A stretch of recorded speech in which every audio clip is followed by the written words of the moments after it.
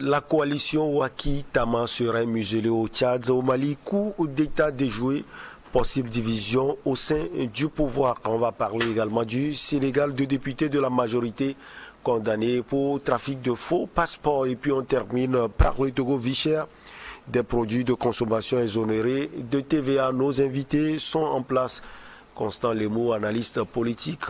On vous retrouve, Constant. Bonjour. Ça fait quelque temps. Hein. Vous allez bien? Michel, bonjour à tous les téléspectateurs de New World. C'est vrai, ça a duré. Je n'ai plus eu l'occasion de participer au débat. Mais c'est pour cause d'occupation professionnelle. Voilà. Et très souvent, je ne suis pas sur place à Lomé. Donc, vos invitations arrivent quand je suis bien loin. Oui, vraiment. Alors, je suis heureux de retrouver le plateau. Ouais. Et surtout saluer les fidèles téléspectateurs pour l'intérêt qu'ils portent à l'émission et les échanges que nous avons lorsque nous les rencontrons physiquement dans les coins et recoins de notre pays et d'ailleurs. Aujourd'hui également, nous avons, disons, nos vaillants soldats sont tombés sur le champ d'honneur dans le nord du Togo. Ont reçu les derniers hommages pour qu'ils soient reconduits à leur dernière demeure. Cette reconduite est un ensemencement et ils continueront de l'au-delà à appuyer leurs frères d'armes dans la lutte contre le terrorisme. Nous sommes convaincus. Et merci à New World pour la communication autour de ce malheureux événement. Malheureux événement qui nous a tous attristés, mais qui a appelé à la mobilisation de toute la jeunesse, de toute la population. C'est aussi notre façon de participer à cette guerre contre le terrorisme. Et je suis sûr, le Togo ne sera pas une terre d'accueil ou une terre qui va abriter le terrorisme. Nos vaillants soldats, nos forces de l'ordre sont prêtes et les populations sont aussi prêtes pour combattre ce mal qui gangrène la sous-région. Merci à New World, merci à vous Michel. Merci à mon co-débatteur Sana. Ouais. C'est un plaisir, de partager le plateau avec lui. Alors Sana Komlan Sadio et tout, lui il est fréquent, hein? Il est analyste économique et sociopolitique. C'est un plaisir de vous revoir aussi, Sana, ça va? Merci de rappeler que je suis plus constant ici que M. Constant. Donc, c'est un honneur. Et en même temps, comme il vient de le dire, c'est l'occasion de nous incliner devant la mémoire des défenseurs de la patrie qui seront conduits dans les prochaines heures dans leur dernière demeure. Allez, on commence par le Tchad. Une marche pacifique a été violemment réprimée le week-end écoulé et le siège des transformateurs a été perquisitionné. Une traque judiciaire est lancée contre les leaders de Waki et Tama, un mouvement politico-civil tchadien qui est dit militer contre l'injustice et le risque de confiscation du pouvoir par le Conseil militaire de transition. Constant Lemou, la dernière manifestation, c'était contre, on peut dire, contre la politique française au Tchad. Finalement, on a vu des choses qui ont été cassées et autres. Et donc, ces leaders, surtout de Waki-Tama, sont traqués. Je pense bien que la coalition Waki-Tama n'est pas passée par 4 chemins pour exposer clairement leur envie de voir partir la politique française au Tchad. C'est juste un rappel que depuis l'assassinat du président Déby et la France qui a porté au pouvoir le fils, tous les acteurs politiques du Tchad attendaient des discussions qui ont été confiées au Qatar, qui devraient avoir à Doha, je pense bien.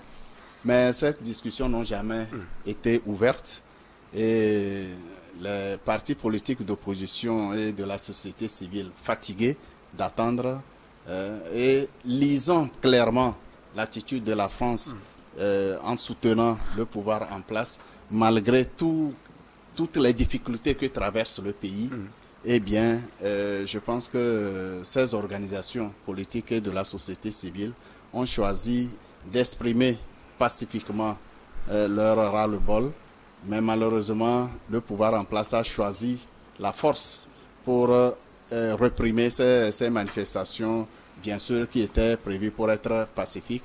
Alors, les manifestations, les manifestants se sont tout simplement attaqués à ce qui représente la France, notamment les stations d'essence, par exemple, et bien d'autres structures d'exploitation françaises au Tchad. Voilà. Suite à ces manifestations, comme vous l'avez annoncé, les responsables de l'organisation de la coalition Wakitama ont été mis aux arrêts. Oui. Le porte-parole, qui se trouve être un avocat, a également été mis aux arrêts, et ce qui a entraîné la grève des avocats dans le pays. Et je pense que cela devrait attirer l'attention de la junte qui est au pouvoir au Tchad, quand bien même elle est soutenue par la métropole. Je pense qu'il y a lieu d'y réfléchir encore, parce que progressivement, cette junte commence à se détacher, est en train de se détacher de la volonté populaire, et cela peut être dangereux pour l'ensemble du pays. Alors, votre regard, Sada Sadio, sur ces manifestations, sur la traque, si on peut le dire, des responsables de Wakitama, et puis cette question, est-ce que cela ne compromet pas le dialogue politique à venir en N'Djamena?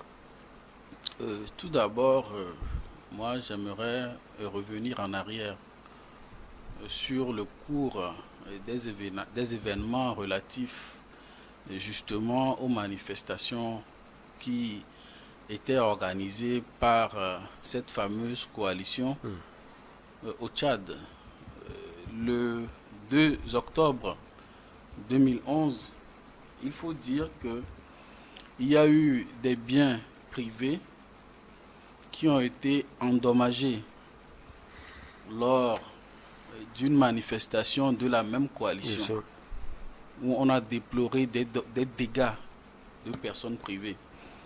Et il y a eu des débordements au cours de cette manifestation, parce que les gens qui étaient dans le cortège des manifestations ont refusé de respecter l'itinéraire que l'autorité les avait tracé, c'est-à-dire qu'ils ont de commun accord défini. Ils n'ont pas respecté l'itinéraire. C'était le 2 octobre 2021.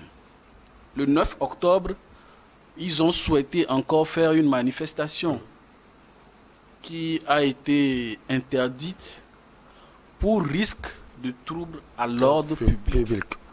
Maintenant, dans ce cas d'espèce, nous avons une manifestation qui est organisée, au cours de laquelle certains manifestants s'en sont pris à des biens.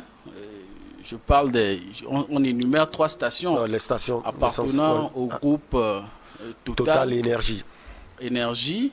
Et voilà, c'est ce qui s'est passé.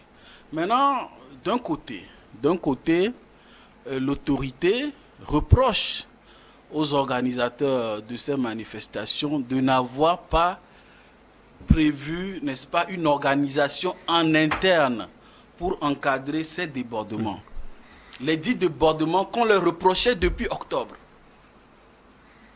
Et les voilà qui sont en détention aujourd'hui dans l'attente de leur jugement. Et eux, de leur côté, ils reprochent, n'est-ce pas, à la police d'avoir laissé faire pour leur trouver des poux sur la tête chauve, peut-être, si on peut le dire ainsi. Mais j'aimerais quand même que l'on revienne en arrière pour faire une analogie. Lorsque, par exemple, au cours d'un match de football, il y a des débordements qui entraînent des dégâts, peut-être en perte de vies humaines, qui est-ce qu'on accuse? Est-ce la police? Point d'interrogation. Lorsqu'il y a un événement culturel, par exemple un concert de musique, et qu'il y a des débordements, qui on accuse? N'est-ce pas les organisateurs? Donc moi je pense que sur ce point précis, ce serait quand même hasardeux de vouloir politiser cela. Parce que lorsque vous êtes organisateur d'une manifestation publique, c'est à vous qu'incombe la première responsabilité d'encadrer tout débordement. Il leur revenait d'avoir un service qui communique directement avec les autorités. Voilà, il y a telle chose qui se passe. Voilà, ici, nous ne sommes pas en train de juger. C'est des analyses que nous faisons. Et moi, je me réjouis. Maintenant, Sana, s'il n'arrive pas à encadrer, est-ce que la police est là? Elle peut faire aussi le job? La police est là, mais la police n'est pas omniprésente. Vous imaginez la police être derrière chaque manifestant? C'est impossible. La police n'utilise que les moyens qui lui sont mis à disposition. S'il y a un sinistre ou bien un risque de sinistre dans votre maison, vous n'avertissez pas les sapeurs-pompiers, ils ne peuvent pas deviner qu'il y aura un incendie et se tenir à votre porte la veille. Donc, sur ce point, ce que moi j'aimerais dire sur ce point, c'est que je me réjouis quand même qu'il y a une procédure en cours pour situer les responsabilités. Aujourd'hui, ils ne sont pas encore condamnés. Ils sont en détention. Les éléments dont ils disposent, peut-être, ils auront l'occasion de les démontrer devant un juge que voilà, nous avons usé de nos moyens pour contenir. Et là, voici ce qui s'est passé. Auquel cas, s'ils n'arrivent pas à faire cette démonstration, mais ils seront sous le coup de la loi. Oui. Et la police, peut-être aussi, aura l'occasion de dire les moyens qu'ils ont pris pour contenir ces manifestations. Donc, tout de suite, moi, je souhaite que l'on n'aille même pas sur le terrain de ce qu'on appelle souvent les sentiments anti-français. Parce que s'il est vrai que nous souffrons d'une certaine domination, je ne dirais pas occidentale, d'une domination de l'extérieur, il revient à nous de prendre nos responsabilités, pas en exprimant de manière béate ce que les gens aiment appeler sentiment anti-français. Moi, j'aimerais qu'à la place de sentiment anti-français, on nous parle d'alternatives africaines aux solutions que les Français nous proposent. Et là, je vois que beaucoup sont absents sur ce terrain. Ils sont fiers de parler de sentiments anti-français, mais nous-mêmes, ce que nous faisons pour proposer des alternatives aux solutions, j'entends parler de boycott de produits français. Mais qu'est-ce que nous proposons en alternative à ces produits que nous refusons? Moi, j'invite la jeunesse africaine qui est fière d'exprimer de manière béate le sentiment anti-français de proposer des alternatives africaines aux solutions occidentales. Alors, Constant Lemou, on a encore 2 minutes avant la pause. Alors, le Tchad aujourd'hui, il est divisé. C'est vrai qu'il est divisé, mais c'était d'une manière sous-jacente. On voit visiblement que c'est un pays divisé parce que ces manifestations contre la politique française au Tchad, on les avait déjà vues. Quelques semaines plus tard, on a vu des manifestations pour soutenir également la politique française au Tchad. Est-ce qu'on peut dire que le pays est divisé aujourd'hui? Je pense que le Tchad traverse une période décisive de son histoire.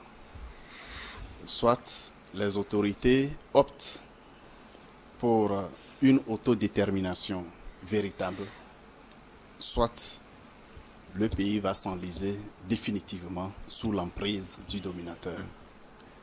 Concernant les manifestations, le Tchad est sous le régime déclaratif. À partir du moment où les organisateurs ont déposé l'information aux autorités et ont même signalé la possibilité de mobiliser un certain nombre qui n'a jamais atteint, les autorités ont l'obligation de prendre toutes les dispositions pour encadrer la manifestation. Si la police a laissé faire, c'est de l'irresponsabilité de l'État. Et on va analyser cela au peigne fin, juste après la pause, si vous le permettez, Constant Lemou.